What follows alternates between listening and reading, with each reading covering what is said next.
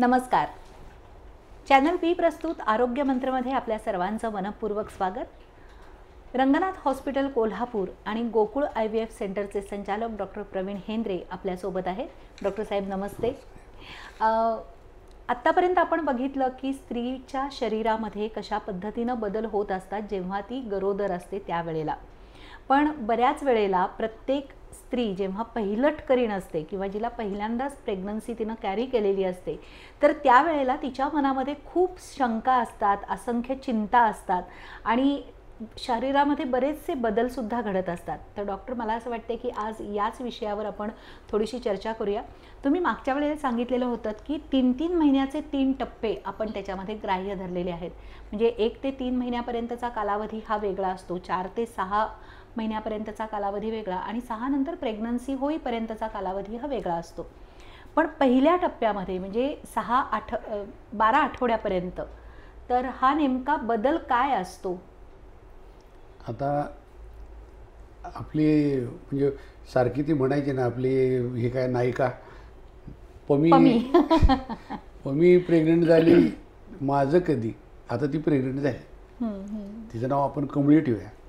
तर कमळी आता प्रेग्नंट झाली. तर कमळीच्या ह्याच्यामध्ये कोणकोणते बदल होणार आहेत हे आता आपण बघूया. म्हणजे प्रेग्नन्सीमध्ये पहिल्या 3 महिन्यामध्ये होणारे जे काही बदल आहेत सगळ्यात महत्त्वाचं म्हणजे तिची मासिक पाळी चुकती, म्हणजे रेग्युलर येणारी मासिक पाळी. आणि आता आपण जे काही बोलणार आहोत हे केवळ म्हणजे लो रिस्क प्रेग्नन्सी, 20 ते 30 वर्षाच्या आतली प्रेग्नन्सी, लग्न झाल्यानंतर 1-2 वर्षामध्ये झालेली प्रेग्नन्सी. मग त्यामुळं ह्या नॉर्मल प्रेग्नन्सीमध्ये ज्या काही प्रेग्नन्सीज मोडतात याच्याबद्दल आपण पहिल्यांदा बोलूया. तर तिच्यामध्ये जे काही शारीरिक बदल होणार आहेत किंवा मानसिक बदल होणार आहेत ह्या सगळ्या बदलाला तिला म्हणजे आता तोंड द्यायला लागणार आहे. आणि सगळ्यात महत्त्वाचं म्हणजे काय, मासिक पाळी जेव्हा चुकते त्यानंतर आपण सांगितलंच आहे की 15 दिवस झाल्यानंतर म्हणजे आपल्या स्त्रीरोगतज्ञाकडे जाऊन एक सोनोग्राफी करून बघितली की त्याला गर्भधारणा झालेली आहे का. बरोबर. गर्भधारणा झालेली असेल तर ती गर्भाशयात झालेली आहे का, ती झालेली आहे. त्याचबरोबर गर्भाशयाच्या मध्ये ते अंकुर तयार झालेलं आहे का आणि त्याच्यावर हृदयाची स्पंदनं सुरू झालेली आहेत का. हे 6 आठवड्याला तुम्हाला अगदी ही नॉर्मल प्रेग्नन्सीमध्ये दिसतं. आणि सगळ्यात महत्त्वाची म्हणजे ती जी काय प्रेग्नन्सी आहे तो गर्भधारणा जी आहे ही गर्भाशयातच आहे आणि इतरत्र कुठं म्हणजे एक्टोपिक प्रेग्नन्सी नाही आहे. या सगळ्या गोष्टी तर होतातच. आणि त्याचबरोबर समजा काही स्त्रियांना म्हणजे आवळजवळ पण होतं आहे, म्हणजे ट्विन्स होतं, ट्रिपलेट होतं. तर म्हणजे नंबर ऑफ प्रेग्नन्सीसुद्धा त्या पहिल्या व्हिजिटमध्ये निश्चित होणार. आणि त्याचबरोबर वाटतं ते म्हणजे की हा शब्द मी खूप वर्षांनी ऐकला बरं का, आवळं. हल्ली इंग्रजी शब्दांचा वापर एवढा वाढलाय की ट्विन्स आहेत किंवा ट्रिपलेट्स आहेत असं म्हटलं जातं, पण आवळं खूप दिवसानंतर हा शब्द वाढला. नाही, पण काय माहिती आहे का की खूप इंग्रजी शब्द जे आहेत हे आपल्या मराठी भाषेमध्ये आता ते प्रचलित झाले. आता समजा तुम्हाला मी म्हणाल की नाही माझी कल्पना, ते कल्पना तुम्हाला लक्षात येणार नाही. माझ्या डोक्यात आयडिया आली म्हणलं की तुम्हाला पटकन येतं, कारण आयडिया हा रुटीन झालेला हा म्हणजे आता शब्द त्यात आलेला आहे. तर आणि दुसरी गोष्ट, सगळ्यात महत्त्वाची गोष्ट म्हणजे पहिल्या व्हिजिटला डेटिंग ऑफ प्रेग्नन्सी, म्हणजे तिची जी काही ड्यू डेट आहे म्हणजे एक्सपेक्टेड डेट ऑफ डिलिव्हरी, म्हणजे तिची म्हणजे अपेक्षित बाळंतपणाची तारीख ही निश्चित झालेली असते. त्याच्यानंतर आपल्या त्यात काही बदल करायचे नाहीत. आता हे व्हिजिटला गेल्यानंतर म्हणजे डॉक्टरांची या तपासणी अंती आपल्याला या सगळ्या गोष्टी कळणारच आहेत. परंतु आता तिच्या शरीरामध्ये कोणकोणते बदल होणार आहेत हे आपण जरा लक्षात ठेवूया. सगळ्यात महत्त्वाचा बदल जो असतो तो म्हणजे कारण हे इस्ट्रोजन आहे, इस्ट्रोजन, प्रोजेस्टेरॉन आणि ह्युमन कोरोनिक गोनाट्रोपिन. म्हणजे जेव्हा मासिक पाळी सुरू असते त्याच्यामध्ये इस्ट्रोजन आणि प्रोजेस्टेरॉन असते. बरोबर. आता ॲडिशनल अजून एक हार्मोन त्याच्यामध्ये प्लॅसेंटामधून स्त्रवणारं जे हार्मोन आहे that is HCG, human chorionic gonadotropin. ह्या 3 हार्मोन्सचा आता तिच्या शरीरावर मारा होतो. आणि विविध त्याचे जे काय हे आहेत काय म्हणतात त्याला शरीराचे भाग आहेत, तर त्यातल्या त्यात हे आहेत ब्रेस्ट जे आहे किंवा स्तन जे आहे, तर स्तनामध्ये म्हणजे ती थोडीशी वाढ व्हायला सुरू होते, थोडे जड होतात. आणि त्याचबरोबर बऱ्याच स्त्रियांना म्हणजे आजपर्यंत कधीच स्तनाचा जो एक भाग असतो म्हणजे त्याला टेल म्हणतो आम्ही, म्हणजे ब्रेस्टची टेल जी म्हणजे काखेकडे गेलेली असते, तर तिथे प्रॉलिफरेट झालं की ते गाठ आल्यासारखं वाटतं तिला, आणि ती म्हणते डॉक्टर मला काही तर काय गाठ आली, ती गाठ काही नाही, it is a tail of breast. त्यामुळे ती काय जसं ब्रेस्ट तुझं डेव्हलप होणार आहे ते पण प्रेग्नन्सीमध्ये ते मोठं होणारच आहे, कारण शेवटी त्याला पुढे म्हणजे बाळाला दूध उत्पादन करण्यासाठी तयारी करायला लागतेच. त्याच्यामध्ये म्हणजे सगळीच प्रॉलिफरेशन होतं, त्याच्या ग्लँड्स वाढतात, सगळं आत्तापासूनच तयारी सुरू झालेली असते. त्याचबरोबर निपलचा कलर किंवा तिथे मॉन्टेगोरीचे ट्युबरकल हे सगळे नवीन नवीन तयार होतात. त्याचनंतर काही स्त्रियांना म्हणजे निपलमधून असा चिकट पाण्यासारखा द्रव येतो, पण हे सगळं म्हणजे त्यांना वाटतं की बाबा हे काय ॲबनॉर्मल आहे का, की काही काही वेळेस तर कोणाला माहीत नसलं की त्यांना काय वाटतं की आता ही आपल्या ॲबॉर्शन होण्याची साईन आहे का असं वाटायला लागतं. पण तसं काहीही नाही, these are all normal things, कारण आत्ताची ही पूर्वतयारी चालू आहे ती. तर त्यामुळं म्हणजे 9 महिन्यानंतर जे बाळ जन्माला येणार आहे तर त्याच्यासाठीची आत्तापासूनची ही सगळी प्रोसेस शरीरामध्ये बदल घडत होत चाललेली आहे. एकाच दिवशीतच होऊ शकत नाही ना, it's long process of 9 months. 40 आठवड्याचा हा जो कालावधी आहे, या कालावधीमध्ये सगळं संपूर्ण शरीर जे आहे आपलं ते बाळंतपणासाठी तयार होत असते. बाळंतपण तर होतच, त्याचबरोबर नंतर त्या बाळाला संगोपन करण्यासाठी सुद्धा त्याची तयारी चालू झालेली असते. आणि गर्भधारणा झाली की त्याच्यामध्ये जो प्रोजेस्ट्रॉनचा जो हे आहे त्याचं पण लेवल वाढले असते. तर प्रोजेस्ट्रॉनमुळं अशक्तपणा आणि थकवा जाणवायला सुरू होतो. इट्स नॉर्मल, पण त्याच्यावेळेस म्हणजे त्याच्यावर आपण मात करण्यासाठी हायड्रेशन तुमचं चांगलं केलं पाहिजे. आता हा कसा विपर्यास आहे की प्रेग्नन्सीमध्ये मळमळ आणि उलट्या ह्या होत असतात, आणि डॉक्टर म्हणतात की हायड्रेशन तुम्ही ठेवा. तर ते आपण मळमळ आणि उलट्याची ना कसं सामोरं जायचं हे मी थोड्या वेळात सांगणारच आहे. काय काय होतात म्हणजे कोणत्या चेंजेस होतात हे आपण पहिल्यांदा बघूया. आणि त्यानंतर हे मळमळ आणि उलट्या जे आहेत ना, हे व्हायचं कारण एकच आहे, ते म्हणजे शरीरातलं ह्युमन कोरॅनिक गोनाडोट्रोपिनचा जो काय म्हणजे वाढलेला जो लेवल आहे त्याच्यामुळं ब्रेनवरती त्याचा परिणाम होतो, आणि त्यामुळं ही मळमळ आणि उलट्याचे चान्सेस जास्ती असतात. त्याला आपण बऱ्याच वेळेस म्हणतो की याच्यात डोळे लागले तिला, त्यामुळं तिला उलट्या होत आहेत, मळमळ होते.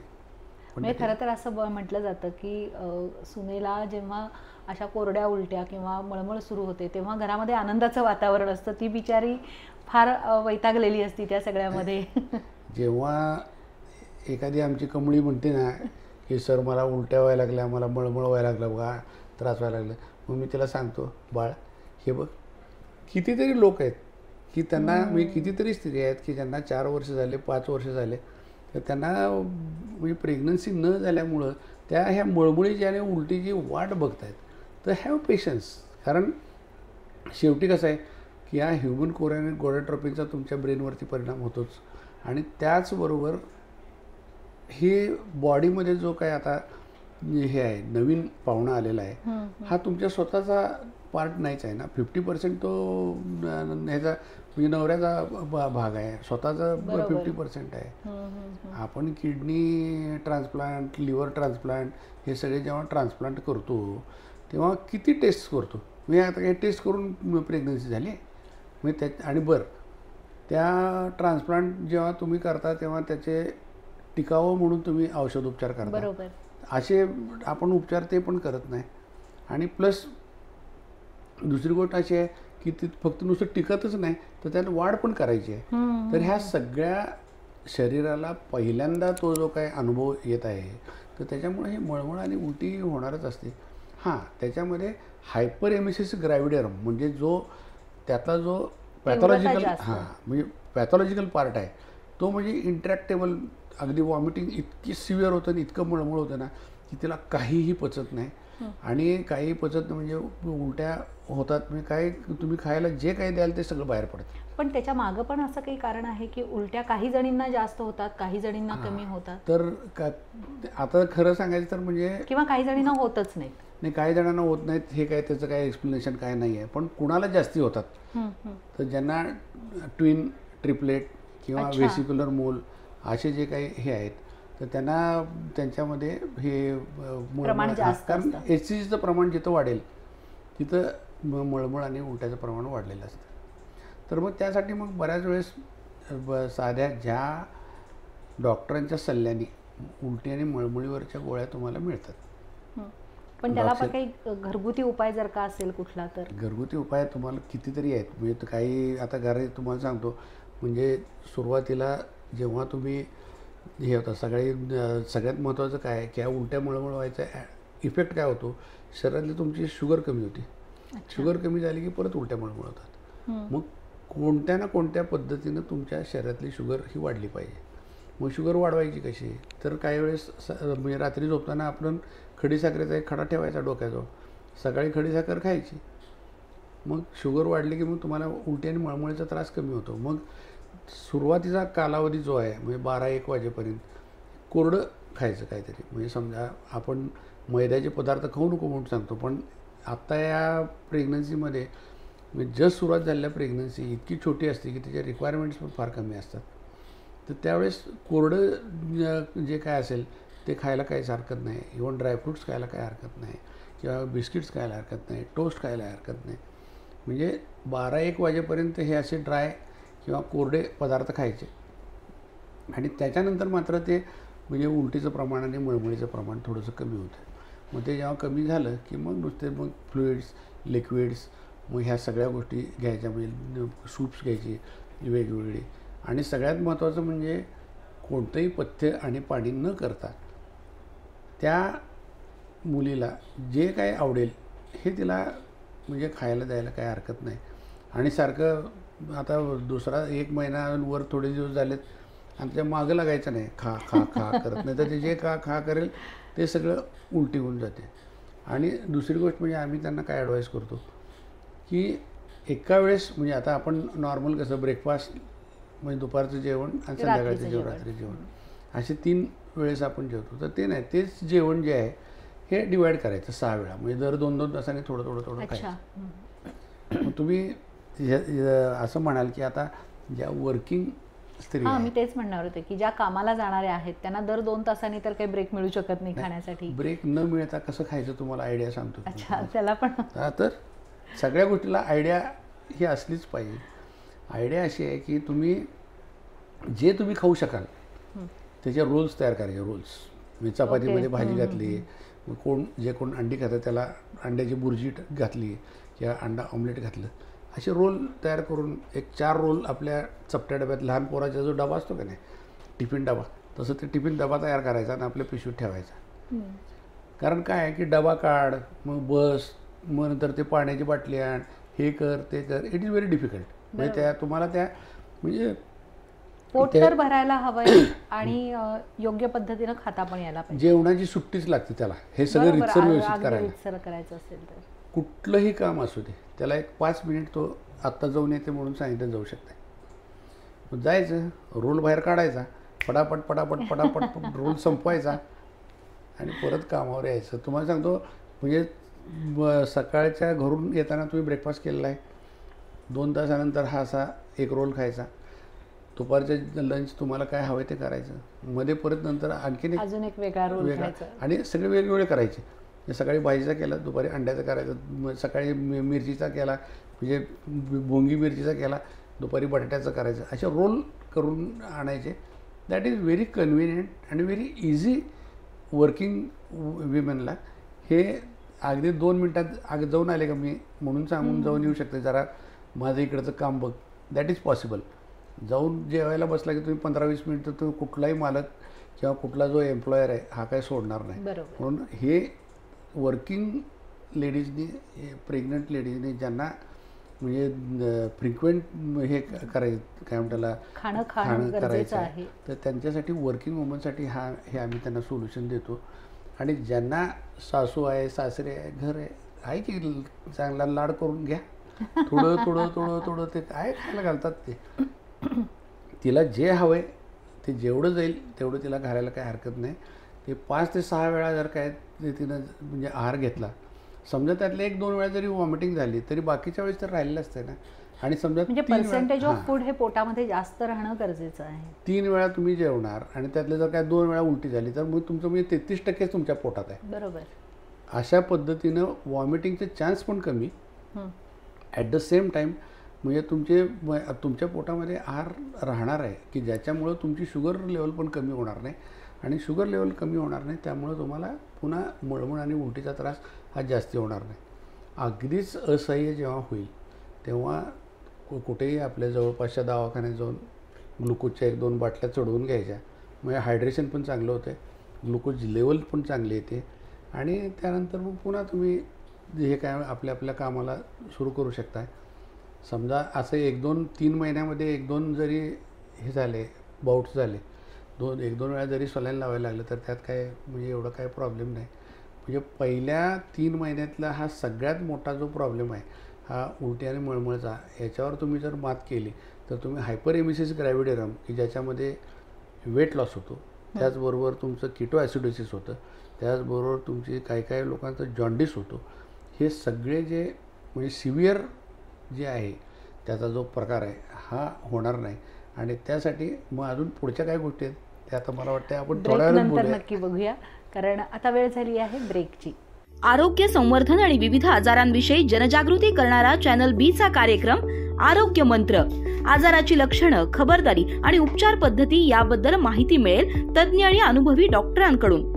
आरोग्य मंत्र मध्ये पहा रंगनाथ हॉस्पिटलचे स्त्रीरोग तज्ज्ञ डॉक्टर प्रवीण हेंद्रे यांना. या कार्यक्रमात आपण त्यांच्याशी IVF म्हणजे काय, संतुलित आहार कसा असला पाहिजे, फायब्रॉइड म्हणजे काय, 2 सीझर झाले तर रिस्क नेमकी कोणती असते, लहानपणापासून मुलींची वाढ होत असताना त्यांच्या आरोग्याची काळजी कशी घ्यायची, या सर्वांविषयी संपूर्ण माहिती. आरोग्य मंत्र दर शनिवार सायंकाळी 7:30 वाजता 532 क्रमांकाच्या बी चॅनलवर. ब्रेक नंतर पुन्हा एकदा आपल्या सर्वांचं मनपूर्वक स्वागत. डॉक्टर, तुम्ही सांगत होतात की जॉइंडिस वगैरे हे जे सगळे विकार आहेत तर ते कमी होण्याचं प्रमाण आपण करू शकतो. म्हणजे ते हायपरेमेसिस ग्रॅव्हिडेरम जे आहे ना की म्हणजे उलटी आणि मळमळ जे आहे, म्हणजे उलट्याचं प्रमाण जेव्हा म्हणजे खूप प्रमाणात होतं त्यावेळेस ते हायपरेमेसिस ग्रॅव्हिडेरम होतं, त्यावेळेस जॉन्डिससुद्धा होऊ शकतो. अच्छा. हे वेगळा जॉन्डिसचे जे वेगवेगळे प्रकार आहेत ना ते infective jaundice, hepatitis B jaundice, नंतर तुमची हिमोलायटिक जॉन्डिस, ह्या सगळ्या गोष्टी ह्या वेगळ्या आहेत. म्हणजे प्रेग्नन्सी म्हणजे असोसिएटेड म्हणजे विथ प्रेग्नन्सी बाकीचे आजार आहेत याच्यावर आपण पॅथॉलॉजिकल पार्ट आहे तो त्यावर आपण नंतर बोलणार आहे.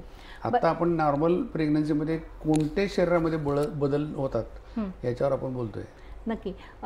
तुम्ही अगदी सुरुवातीला सांगताना सांगितलेलं होतं की जसे फिजिकल चेंजेस होत असतात तसेच याचा परिणाम मनावर सुद्धा होत असतो का, आणि त्याच्यात काय बदल होतात? मूड चेंजेस, ह्युमन कोरियन गोनाट्रोपिन आहे ना, मूड चेंजेस बऱ्याच होतात, म्हणजे मूड स्विंग्स. अच्छा, ओके. म्हणजे अशी थोडा वेळ हे झाली आपली म्हणजे चांगली आहे की तोपर्यंत स्विंग होतो आणि होतो, पण त्यावेळेस काय नाही, फक्त घरच्या लोकांनी थोडा सपोर्ट करायचा, त्याच्यावर कुठलं काय औषध वगैरे काही नाही. इट इज ओनली काउन्सिलिंग, सुसंवाद. मी तुम्हाला खरं सांगतो का नाही की जगातल्या सगळ्या गोष्टींचा म्हणजे कुठलीही गोष्ट असू दे, म्हणजे कुठला आजार असू दे, कुठले म्हणजे मी तुम्हाला सांगतो म्हणजे प्रॉब्लेम्स तर हे असतातच. प्रॉब्लेमवरती मात कसं करायचं तर त्याची पहिली स्टेप जी आहे ते संवाद. अगदी. तुम्ही आपल्या आजूबाजूच्या लोकांशी, आपल्या पार्टनरबरोबर, आपल्या आईवडिलांच्या बरोबर, भाऊ बहिणीबरोबर, सासू सासऱ्यांच्या बरोबर तुम्ही संवाद जर केला तर you will definitely find some solution. म्हणजे प्रॉब्लेम्स हे असतात, तुम्ही प्रॉब्लेम ते सॉल्व करायचा आहे तर त्यासाठी त्या सगळ्यांनी तिला प्रेमानं संवाद जरी केला तरी सुद्धा खूप सपोर्ट मिळणार आहे. एवढंच नाही, मी तुम्हाला सांगतो की मी जेव्हा रिकरंट प्रेग्नन्सी लॉस म्हणजे वारंवारचे गर्भपात आहे ना त्याची 1 नंबरची जी काय ट्रीटमेंट आहे ही तीच आहे. म्हणजे हे काय म्हणतात त्याला, तिच्याशी चांगल्या पद्धतीनं वागलं, तिला थोडा सपोर्ट केला तरीसुद्धा ते टळू शकतं. हां, कारण तो सुद्धा एक मोठी समस्या आहे ती सुद्धा. त्याच्यावर सुद्धा आपण एकदा एपिसोड करणार आहोत. आतापर्यंत जे आपण बोललेलो आहोत तर ते नॉर्मल कंडिशन मधली ही प्रेग्नन्सी आहे, बरोबर आहे. म्हणजे त्याच्यामध्ये सगळ्याच फेवरेबल कंडिशन्स आहेत, जसं की त्या मुलीचं वय योग्य आहे, त्याच्यानंतर लग्नाला 1-2-3 वर्ष झालेली आहेत, कुठलीही ट्रीटमेंट न घेता गरोदर राहिलेल्या स्त्रीच्या विषयीचे जे काही हे सुरुवातीचे 3 महिने होणारे प्रॉब्लेम्स आहेत त्याविषयी आपण डिस्कस केलं. पण काही वेळेला ॲबनॉर्मल कंडिशन्स पण असतात. नाही, मी तुम्हाला सांगतो त्या ॲबनॉर्मल कंडिशन्स ज्या आहेत ना, फर्स्ट ट्रायमिस्टरमधल्या ॲबनॉर्मल कंडिशन्स हा संपूर्ण वेगळा विषय आहे. किंवा दुसरी गोष्ट म्हणजे कोणते तरी ऑलरेडी विकार आहेत आणि त्या विकार असताना म्हणजे समजा ब्लड प्रेशर आहे किंवा डायबिटीस आहे आणि त्याच्यानंतर प्रेग्नन्सी झालेली आहे, ह्या सगळ्या ॲबनॉर्मल प्रेग्नन्सीमध्ये मोडतात. तर मग आपण त्याच्याकडं त्याचा तो वेगळा सब्जेक्ट आहे, तो वेगळा आपण त्याच्यावर चर्चा करूया. आता तुम्हाला सांगतो की नॉर्मल प्रेग्नन्सीमध्ये होणारे बदल, शारीरिक बदल जे नॉर्मल आहेत, जे म्हणजे बऱ्याच वेळेस त्यांना असं वाटतं की हे ॲबनॉर्मल आहे, पण त्याच्याबद्दल आपण आता सांगत आहोत. तर आता ओटी पोटामध्ये त्यांना जड वाटायला लागतं किंवा त्यात किंवा थोडंसं दुखायला लागतं, थोड्या वेदना होतात, किंचित म्हणजे जास्ती नाही, तीव्र वेदना नाही. तर दॅट इज नॉर्मल, कारण गर्भाशय पहिल्यांदा तुमचं मोठं व्हायला लागलं आहे, तर त्यामुळे ते थोडंसं एक्सपांड होताना थोड्या वेदना असतात, थोडं जडपणा येतो, इट इज नॉर्मल. दुसरी गोष्ट म्हणजे ते गर्भाशय जेव्हा मोठं होतं ते तिथे मूत्राशय जे आहे ते त्याच्याबरोबर पुढच्या बाजूला आहे. म्हणजे कटिबंधाचे हाड जे आहे त्या हाडाच्या आणि गर्भाशयाच्या मध्यभागी ही मूत्राशय आहे, तर त्याच्यावर प्रेशर आलं की वारंवार म्हणजे ह्याला बाथरूमला जावं वाटतं, दॅट इज नॉर्मल. काही वेळेस थोडीशी म्हणजे डोकेदुखी होती, काही वेळेस म्हणजे पोस्चरल हायपोटेन्शन होतं. कारण कसं आहे की प्रेग्नन्सीमध्ये वॉटर रिटेन्शन व्हायला सुरू होतं. तर वॉटर रिटेन्शन जेव्हा होतं तर तेव्हा जर तुम्ही हे काय म्हणताला योग्य प्रमाणात जर काय लिक्विड आहार घेतला नाही, म्हणजे हायड्रेशन जर का व्यवस्थित केलं नाही, तर थोडीशी चक्कर येणे वगैरे हे सगळं नॉर्मल आहे. पण त्यात तुम्हाला सांगतो अतिरिक्त चक्कर येऊन पेशंट पडायला लागले तर दॅट इज समटाईम म्हणजे साईन ऑफ एक्टोपिक प्रेग्नन्सी. म्हणजे एक्टोपिक प्रेग्नन्सीमध्ये तशा पद्धतीने बोळ येऊन पेशंट पडतात, कारण आत रक्तस्राव होतो ना त्यावेळेस. पण साधं आपलं थोडं चक्कर येणे वगैरे इज ओके. चक्कर येऊन पडणे बिडणे म्हणलं की मग पुढचं आलं मग ते ॲबनॉर्मॅलिटीमध्ये जातं. मी ते सांगतो नॉर्मल आणि ॲबनॉर्मल त्याची तीव्रता किती आहे त्याच्यावर सगळं हे होतं. आता मग सांगितलं तुम्हाला की जेव्हा अवटी पोटामध्ये नुसतं जडपणा येणे आणि थोडं दुखणे, तेच तुम्हाला जर काही तीव्र वेदना व्हायला लागल्यात आणि थोडासा रक्तस्राव व्हायला लागला, that is first sign of abortion. म्हणजे ह्या सगळ्या गोष्टीत की नाही त्याचं जे कमी प्रमाणात आहे हे नॉर्मल प्रेग्नन्सीमध्ये चालूच असतं. पण जेव्हा ते असह्य होतं आहे म्हणजे तुमच्या टॉलरन्सच्या बाहेर जातो ना, तेव्हा ते ॲबनॉर्मल आहे. मग तेव्हा तुम्हाला डॉक्टरांचा सल्ला घेणं गरजेचं असतं. काही स्त्रियांना सारखी झोप येते, सासू तर सारखं म्हणते अगं झोपतीस कशाला, तुझं डोकं बाळाचं मोठं होईल मग डॉक्टर सीझर करेल. सीझर करायचे 100 कारण आहेत, हे डोकं मोठं होण्याने हे काय त्याचं काय कारण नाही. आणि कोणीही झोपल्यानंतर डोकं काही मोठं होत नाही. शी रिक्वायर्स रेस्ट. तिला खरोखर काय म्हणजे हे थकवा आहे, हे बाकीच्या सगळ्या तक्रारी आहेत आणि हार्मोन्सच्या प्रमाणामुळे सुद्धा झोप येत असतं, त्यामुळे तिला थोडं रेस्ट द्यायला काही हरकत नाही. काही स्त्रियांना म्हणजे पांढरा स्त्राव पण होतो, म्हणजे वाईट डिस्चार्ज होतो. वाईट डिस्चार्ज दॅट इज कॉमन, कारण सगळे अवयव जे आहेत म्हणजे उदरपोकळीतलं म्हणजे अंतर्गत जे काही हे आहेत काय म्हणतात त्याला जननमार्ग आहे, तो सगळ्या म्हणजे गर्भाशय आहे, हे कंजेशन वाढलेलं असतं, त्याला रक्तपुरवठा वाढलेला असतो आणि त्यातून ट्रान्झुडेट जे काय येतं हे थोड्या प्रमाणात येतं. फक्त त्याच्यामध्ये कसं माहिती आहे, मग मगाशी मी तुम्हाला सांगितलं की नाही कंप्लेंट एकच, पण कंप्लेंट एक पण त्यात नाही, त्यातला वेगळा प्रकार. म्हणजे समजा डिस्चार्ज होतो आहे पण ह्याच्या लघवीच्या जागेला खाज येते किंवा उन्हाळ्याला लागल्यासारखे होते किंवा दाह व्हायला सुरू होते, मग दॅट इज ॲबनॉर्मल. मग तिथे कुठेतरी इन्फेक्शन असतं, मग ते बघायला लागतं. म्हणजे स्त्राव होतोय, स्त्राव आणि कुठली कंप्लेंट नाही, इज नॉर्मल. पण त्याच्यामध्ये काही तक्रार असेल तर ते हे सगळं मग ते तुम्हाला जाऊन डॉक्टरांना दाखवून त्याप्रमाणे ज्याचे काय ते उपचार करायला लागतात. ते पण ह्याच्यामध्ये पहिल्या ट्रायमिस्टरमध्ये फारसे आम्ही हे काय बाळावरती परिणाम होणारे औषधं देऊ शकत नाही. बाळाला त्या औषधांचा कुठलाही विपरीत परिणाम होणार नाही अशी औषधं सिलेक्ट करून पहिल्या 3 महिन्यामध्ये द्यायला लागतात. त्यामुळं सगळ्यात महत्त्वाची गोष्ट म्हणजे अशी आहे की कोणतं तरी आता मला दुखायला लागलं आहे म्हणून कुठल्या तरी गोळ्या खा असं नाही करायचं नाही. OTS म्हणजे ओव्हर द काउंटर ह्या ट्रीटमेंट आपल्या मनाने काय करायच्या नाही, कारण त्यातले काही एकदा तुम्हाला सांगितलं की नाही उलटीसाठी थॅलेडोमाइड लोकांनी खाल्लेलं आहे, मग त्या निमिसोलाडीच्या गोळ्या खाऊन सुद्धा लोकांच्या किडनीज खराब झालेल्या आहेत. त्यामुळं कोणतीही गोळी डॉक्टरच्या सल्ल्याशिवाय ही घ्यायची नाही.